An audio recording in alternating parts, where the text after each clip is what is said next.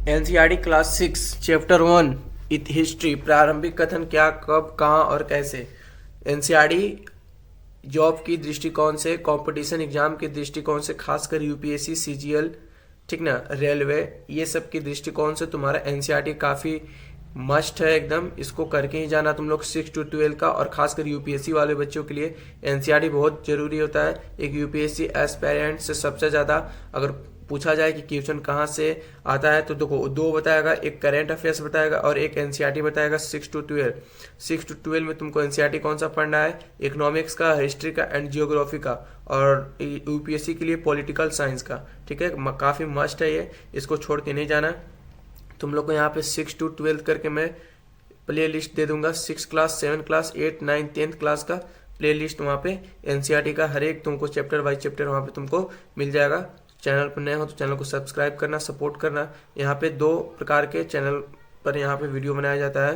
पहला एक तुम्हारा आज कंपटीशन के दृष्टिकोण से, और दूसरा क्लास 10th 11th 12th का NCERT physics, chemistry and math का। तो आज के इस लेक्चर को यहाँ पे स्टार्ट करते हैं। ये लेक्चर नंबर हमारा 1 है, क्लास 6 एनसीईआरटी प्रारंभिक कथन कब क्या और कैसे। ठीक है, चलो स्टार्ट करते हैं। रशीदा का सवाल, सबसे पहले यहाँ पे रशीदा कोई एक लड़की है, उसका क्या सवाल है। तो रशीदा अखबार पढ़ रही थी। रशीदा क्या पढ़ रही थी, रशीदा तुम्हारा यहाँ पे अखबार पढ़ रही थी। अचानक उसकी निगाह एक सुर्खी पर पड़ी। 100 साल पहले वह सोचने लगी कि यह कोई कैसे जान सकता है कि इतने वर्षों पहले क्या हुआ था। ठीक है, रशीदा यह जानने एक सुर्खी पर उसकी निगाह पड़ती और वह यह पता उसको कैसे चलेगा कि 100 साल पहले क्या हुआ था। ठीक है, कैसे पता लगाए, यह जानने के लिए कि कल क्या हुआ था। तुम रेडियो सुन सकते हो, टेलीविज़न देख सकते हो या फिर अखबार पढ़ सकते हो। साथ ही यह जानने के लिए कि पिछले साल क्या हुआ था, तुम किसी ऐसे व्यक्ति से बात कर सकते हो जिसे उस समय की स्मृति हो, मतलब उस समय की वह सभी जानकारी को रखता हो। लेकिन बहुत पहले क्या हुआ था यह कैसे जाना जा सकता है। बहुत पहले क्या हुआ था ये कैसे जाना जा सकता है, तो इसका एग्जाम्पल होगा हिस्ट्री के किताब पढ़कर ये जाना जा सकता है। ठीक है, अब आते हैं अगला टॉपिक क्या है, अतीत के बारे में हम क्या जान सकते हैं। ये तुम्हारा क्या है, टॉपिक है, अतीत के बारे में हम क्या जान सकते हैं। अतीत के बारे में बहुत कुछ जाना जा सकता है। क्या बोल रहा है, अतीत के बारे में बहुत कुछ जाना जा सकता है। जैसे लोग क्या खाते थे, कैसे कपड़े पहनते थे, किस तरह के घरों में रहते थे। हम आखेटकों, शिकारियों, पशुपालकों, कृषकों, शासकों, व्यापारियों, पुरोहितों, शिल्पकारों, कलाकारों, संगीतकारों या फिर वैज्ञानिक के जीवन के बारे में जानकारियां हासिल कर सकते हैं। यही नहीं, हम यह भी पता कर सकते हैं कि उस समय के बच्चे कौन से खेल खेलते थे, कौन सी कहानियाँ सुना करते थे, कौन से नाटक देखा करते थे या फिर कौन सा गीत गाया करते थे। ध्यान रखना बाबू, तुम एकदम मन से सुनो, एकदम मन से, एकदम हेडफोन डालो, चाहे कुछ भी करो, तुम एकदम शांति दिमाग से उसको सुनो। एकदम इतना अच्छा पढ़ाऊंगा, इतना अच्छा माइंड में इसको सेट करूंगा कि तुम एक एक पल को यहाँ पे तुम मिस नहीं कर पाओगे। बस ध्यान से सुनो, हमारी शर्त सिर्फ ये है। ठीक है, अतीत के बारे में हम क्या जान सकते थे, ये हो गया। हमारा नेक्स्ट टॉपिक है लोग कहाँ रहते थे। ठीक है, मानचित्र 1 पृष्ठ 2 में नर्मदा नदी का पता लगाओ। ठीक है, यहाँ पे तुम्हारे क्वेश्चन है मानचित्र 1 में पृष्ठ 2 पे नर्मदा नदी, पृष्ठ 2 में नर्मदा नदी का पता लगाओ। ये तुम्हारा होमवर्क है, पता लगाना। ठीक है, देखो यहाँ पे क्या है, कई लाख वर्ष पहले से लोग इस नदी के तट पर रह रहे हैं। यहाँ रहने वाले आरंभिक लोगों में से कुछ कुशल संग्राहक थे जो आसपास के जंगलों की विशाल संपदा से परिचित थे। अपने भोजन के लिए वे जड़ों, फलों तथा जंगलों के अन्य उत्पादों का यही से संग्रह किया करते थे। वे जानवरों का आखेट शिकार करते थे। देखो आखेट मतलब क्या होता है, ध्यान रखना, ये तुम्हारा जो आखेट है इसका मतलब क्या होता है, शिकार। क्या होता है बाबू, शिकार होता है। आखेट का मतलब शिकार होता है, शिकार किया करते थे। यहाँ पे तुम्हारा देखो ऐसा ऐसा जो भी क्वेश्चन है ये बॉक्स में घेर दे रहा हूँ, उसको एकदम नहीं मिस करना। प्रारंभिक कथन क्या, कब और कैसे, ठीक है। देखो इसका आगे है, अब तुम उत्तर पश्चिम में सुलेमान और किरथर पहाड़ियों का पता लगाओ। ये भी तुम्हारा एक क्वेश्चन है। वही ये जो यहाँ पे तो तुम्हारा था ना, देखो ये वाला, ये मानचित्र एक पृष्ठ 2 में, मानचित्र 1 में ही तुमको पता लगाना है। अब तुम उत्तर पश्चिम की सुलेमान और किरथर पहाड़ियों का पता लगाओ। इसी क्षेत्र में कुछ ऐसे स्थान हैं जहां लगभग 8000 वर्ष पूर्व स्त्री पुरुषों ने सबसे पहले गेहूं तथा जौ जैसी फसलों का उपार्जना आरंभ किया। उन्होंने भेड़ बकरियों और गाय बैल जैसे पशुओं को पालतू बनाना शुरू किया। ये लोग गांव में रहते थे। कहाँ रहते थे? ये लोग गांव में रहते थे। अब उसी में तुम्हारा क्या है, उत्तर पूर्व में गारो तथा मध्य भारत में विंध्य पहाड़ियों का पता लगाओ। सेम वही मैप में पता लगाना है, ठीक है। देखो यहाँ क्या कर रहा है, ध्यान से इसको सुनो, इसको तुम समझो क्या कर रहा है। इसी क्षेत्र में कुछ ऐसे स्थान है जहाँ लगभग 8000 वर्ष पूर्व स्त्री पुरुषों ने सबसे पहले गेहूं तथा जौ जैसे फसलों का उपार्जना आरंभ किया, ठीक है। कितना हजार पूर्व? 8000 वर्ष पूर्व। कहाँ पे?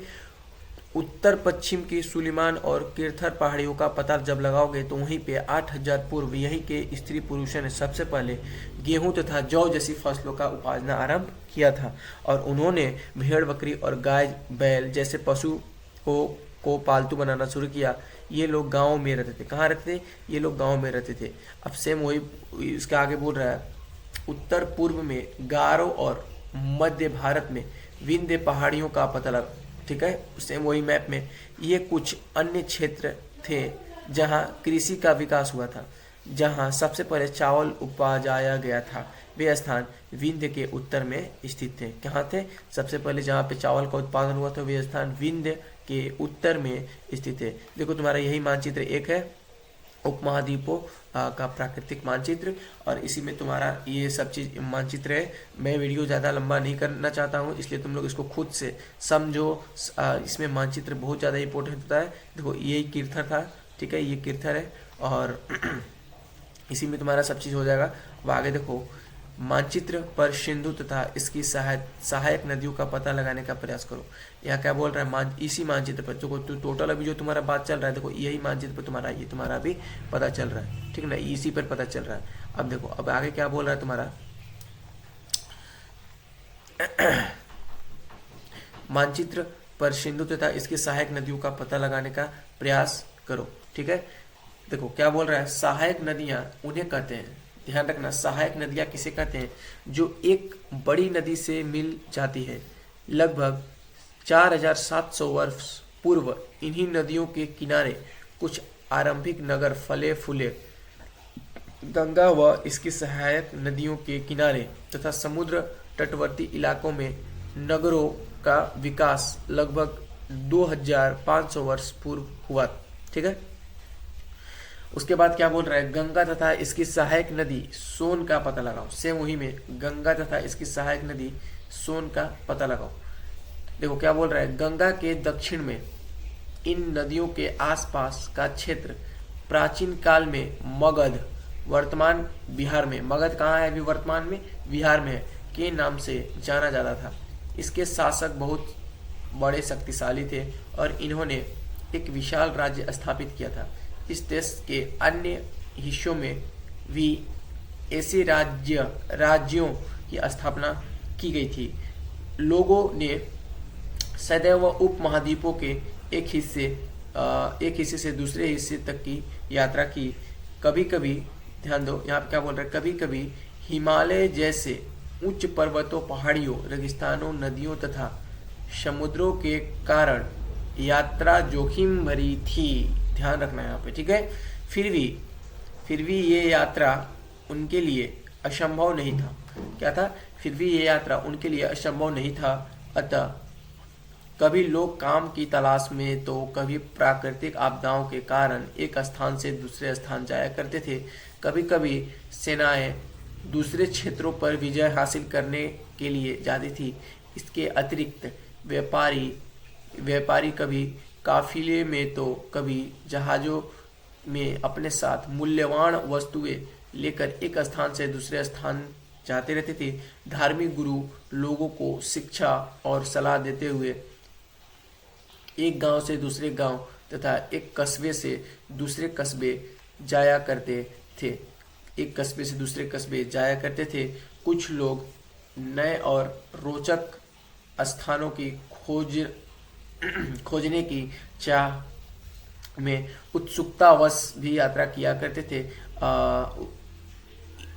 इन सभी यात्राओं से लोगों को एक दूसरे के विचारों को जानने का अवसर मिला।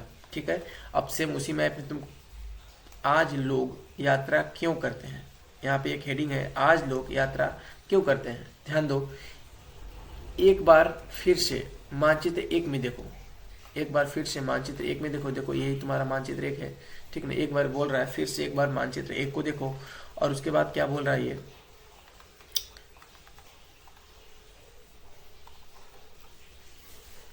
पहाड़ियों, पर्वत और समुद्र इस उपमहाद्वीपों की प्राकृतिक सीमा का निर्माण करते हैं। हालांकि लोगों के लिए इन सीमाओं को पार करना आसान नहीं था। पहले के समय में लोगों के लिए इन सीमाओं को पार करना आसान नहीं था। जिन्होंने ऐसा चाहा वे ऐसा कर सके। वे पर्वतों की ऊंचाई को छू सके तथा गहरे समुद्रों को पार कर सके।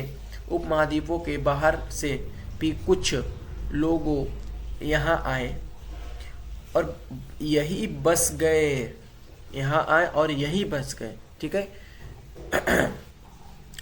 लोगों के क्या बोल रहे हैं, लोगों के इस आवागमन ने हमारी सांस्कृतिक परंपराओं को समृद्ध किया।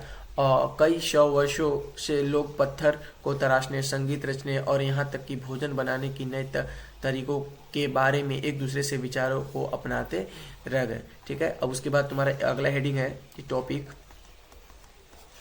देश के नाम। ठीक है, देश के नाम क्या बोल रहा है, अपने देश के लिए हम प्रायः इंडिया तथा भारत जैसे नामों का प्रयोग करते हैं। इंडिया शब्द इंडस, ध्यान रखना, इंडिया शब्द कहाँ से, इंडिया शब्द इंडस, इंडिया शब्द इंडस, इंडस, इंडिया शब्द इंडस से निकाला है, जिसे संस्कृत में सिंधु कहा जाता है। इंडिया शब्द इंडस, इंडिया शब्द इंडस से निकाला गया है, जिसे संस्कृत में क्या बोलते हैं, सिंधु बोलते हैं। ऑब्जेक्टिव क्वेश्चन ले सकते हैं। इंडिया शब्द इंडस से निकाला गया है, जिसे संस्कृत में सिंधु कहा जाता है।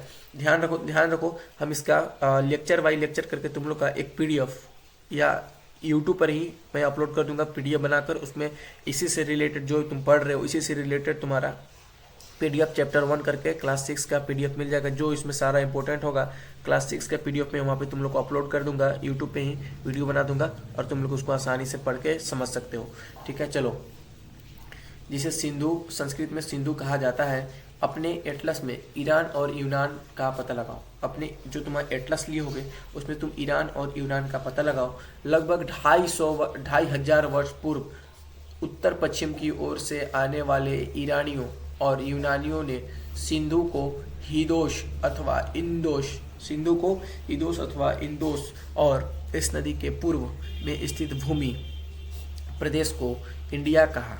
ठीक है, क्या बोला, ईरानियों और यूनानियों ने सिंधु को हिदोस तथा इंदोस, ठीक है, कहा और इस नदी के पूर्व में स्थित भूमि प्रदेश को इंडिया कहा।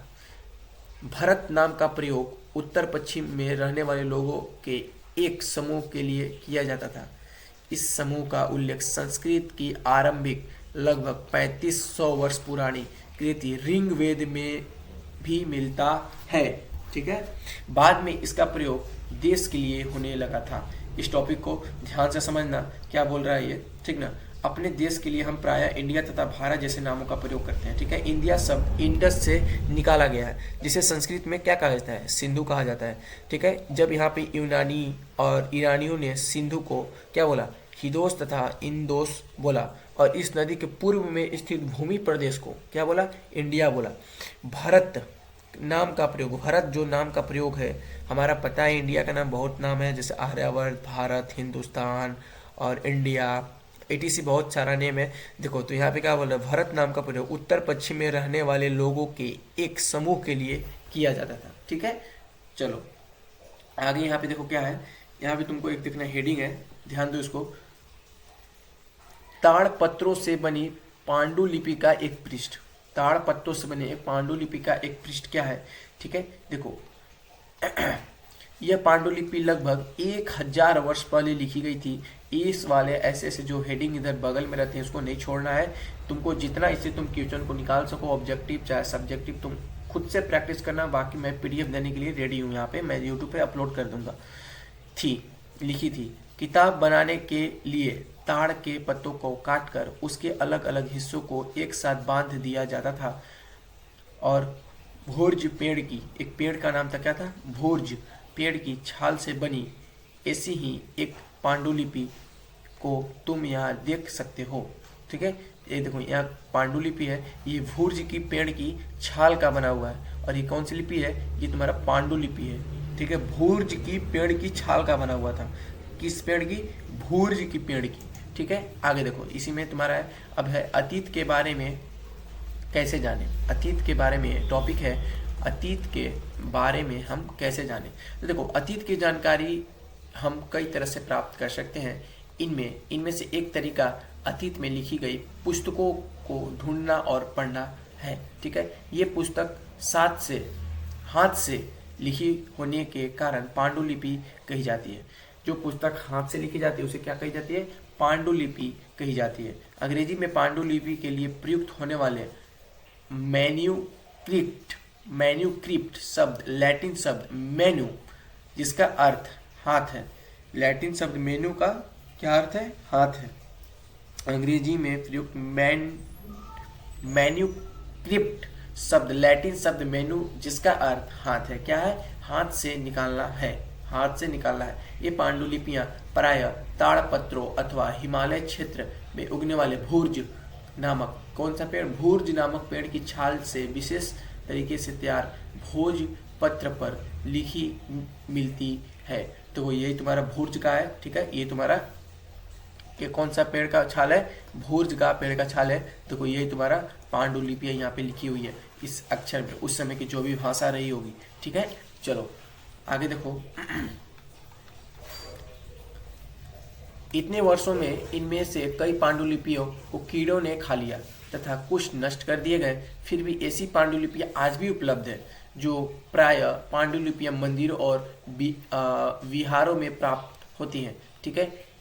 इन पुस्तकों में धार्मिक मान्यताओं व व्यवहारों, राजाओं के जीवन, औषधियों तथा विज्ञान आदि सभी प्रकार के विषयों की चर्चा मिलती है। इनके अतिरिक्त हमारे यहाँ महाकाव्य, कविताएं तथा नाटक भी हैं। इनमें से कई संस्कृत में लिखते हुए मिलते हैं, जबकि अन्य प्राकृत और तमिल में प्राकृत भाषा का प्रयोग आम लोग करते थे, ठीक है।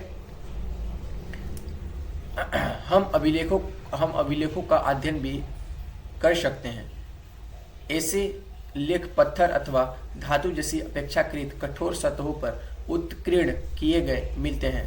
कभी कभी शासक अथवा अन्य लोगों अन्य आदेशों को इस तरह उत्कीर्ण करवाते थे ताकि लोग उन्हें देख सकें, पढ़ सकें तथा उनका पालन कर सकें।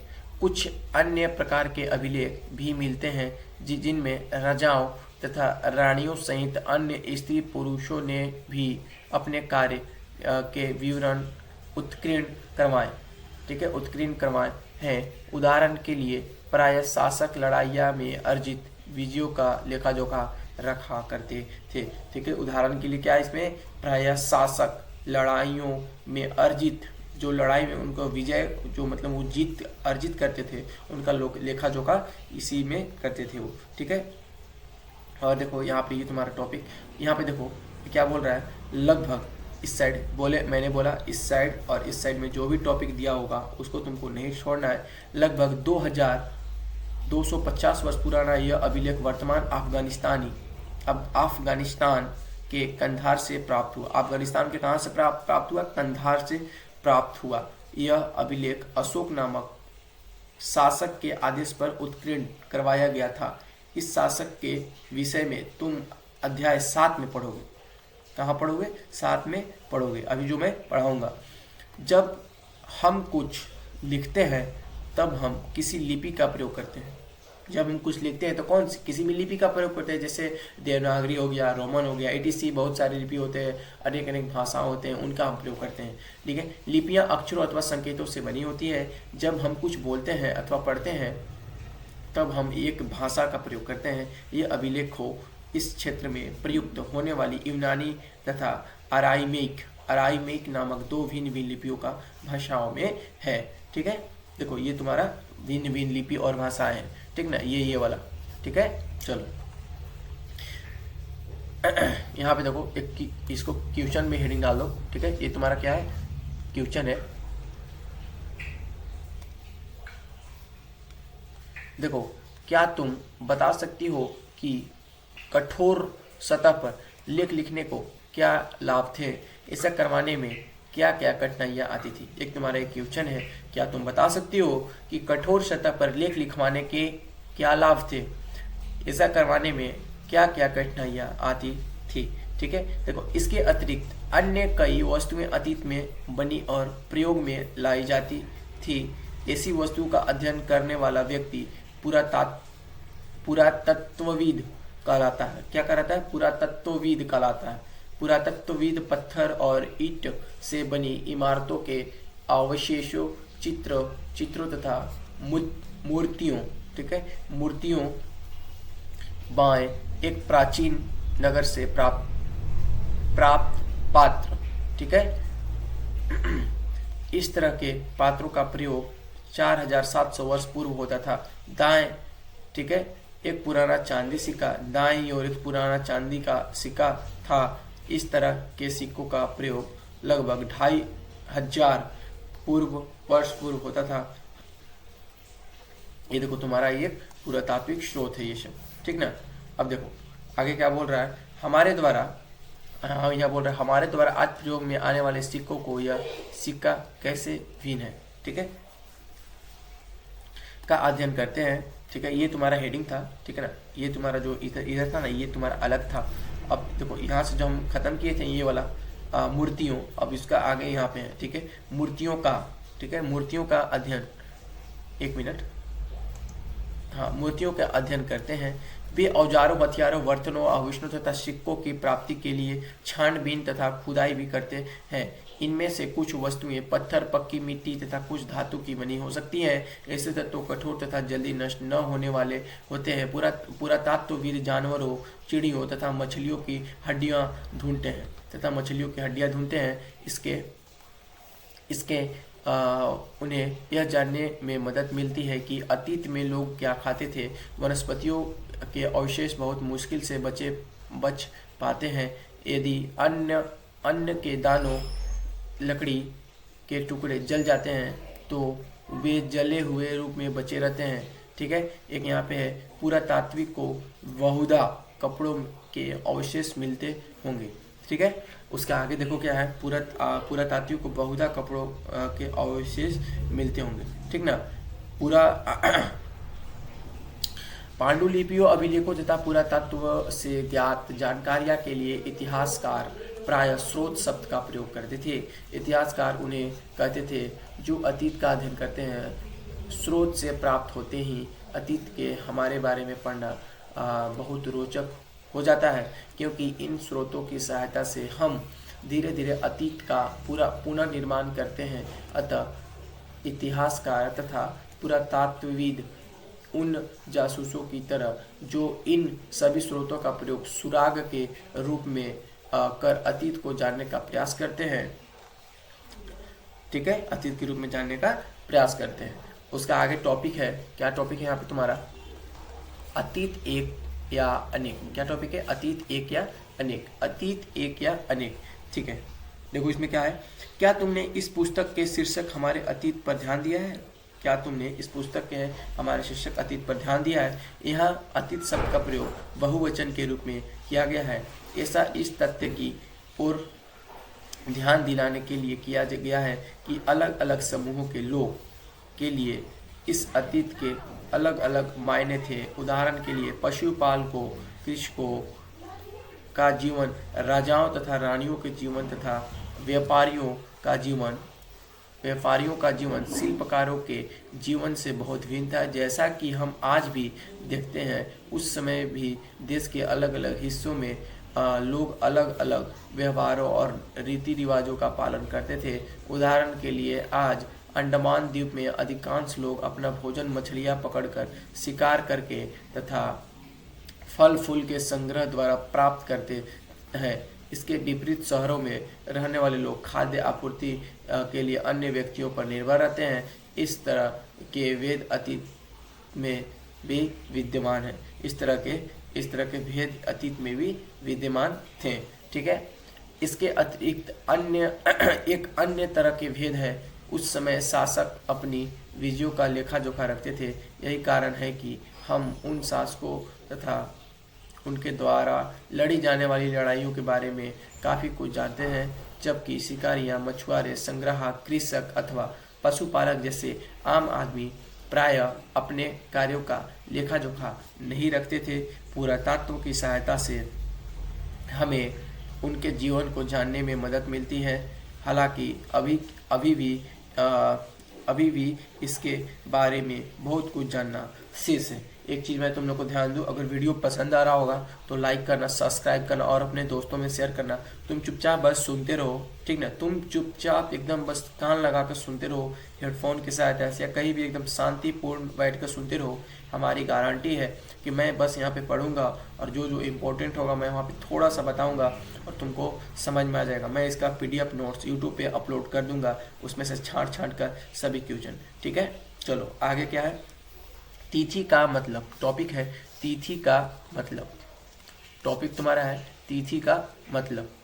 चलो इसको देखो। अगर कोई तुमसे तिथि के विषय में पूछा तो तुम शायद उस दिन की तारीख, माह, वर्ष जैसे 2000 या इसी तरह का कोई और वर्ष बताओगी। ठीक है। वर्ष की यह गणना ईसाई धर्म प्रवर्तक ईसा मसीह के जन्म की तिथि से की जाती है। कहाँ से की जाती है? वर्ष की गणना ईसाई धर्म प्रवर्तक ईसा मसीह के जन्म की तिथि से की जाती है। वर्ष 2000 वर्ष कहने का तात्पर्य ईसा मसीह के जन्म के 2000 वर्ष के बाद से है। ठीक है। 2000 वर्ष कहने का क्या तात्पर्य है? तो ईसा मसीह के जन्म के 2000 वर्ष के बाद से है। कहाँ से है? 2000 वर्ष से बाद से है।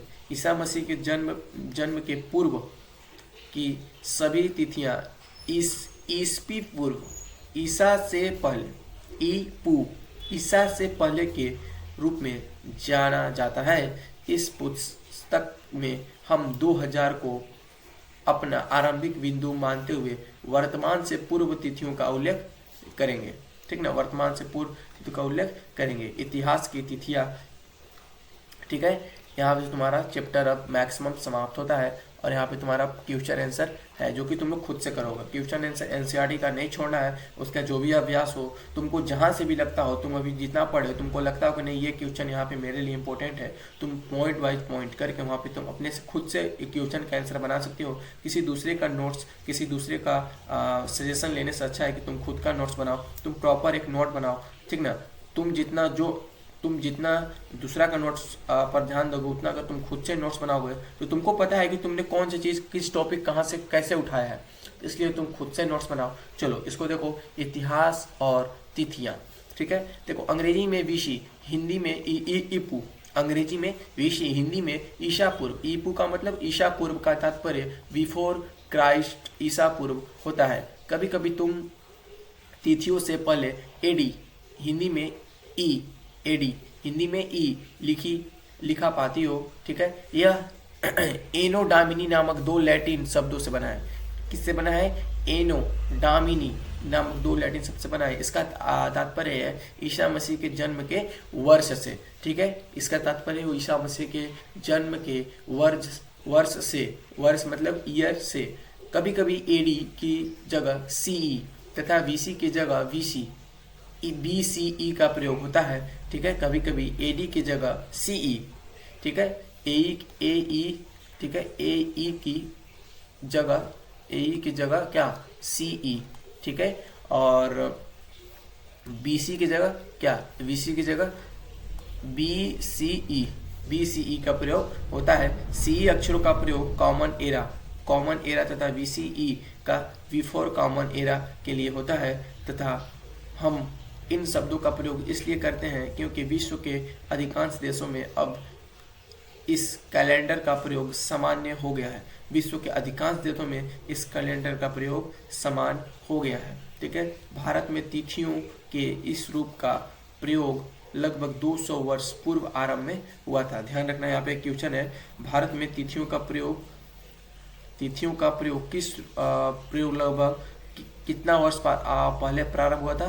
तो 200 ईयर पहले प्रारंभ हुआ था। ठीक है, कभी कभी अंग्रेजी में VP अक्षरों का प्रयोग होता है जिसका तात्पर्य होता है V फोर प्रेजेंट, वर्तमान से पहले है। ठीक है, वर्तमान से पहले। अब देखो यहाँ पे तुम्हारा है कल्पना करो। ठीक है, ये सब तुम लोग खुद से कर लेना, आओ चर्चा करें। ठीक ना, ये सब तुम्हारा यहाँ पे अभ्यास का क्वेश्चन है जो कि तुम लोग इसको ड्रॉप नहीं करोगे।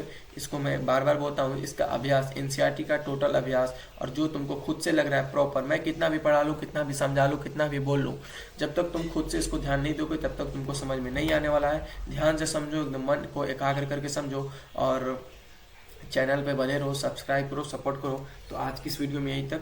ठीक है, अब नेक्स्ट चैप्टर में अगले दिन हम लोग पढ़ते हैं इसी का चैप्टर 2, फिर उसके बाद हिस्ट्री, इकोनॉमिक्स एंड जियोग्राफी का और पॉलिटिकल साइंस का भी यहाँ पे अपलोड करूँगा। तो आज की इस वीडियो में यहीं तक, मिलते हैं ब्रो नेक्स्ट वीडियो में। अगर थोड़ा सा वीडियो पसंद आया हो तो चैनल पर सब्सक्राइब करना, सपोर्ट करना, तो अपना भाई पर चलो। Thank you most.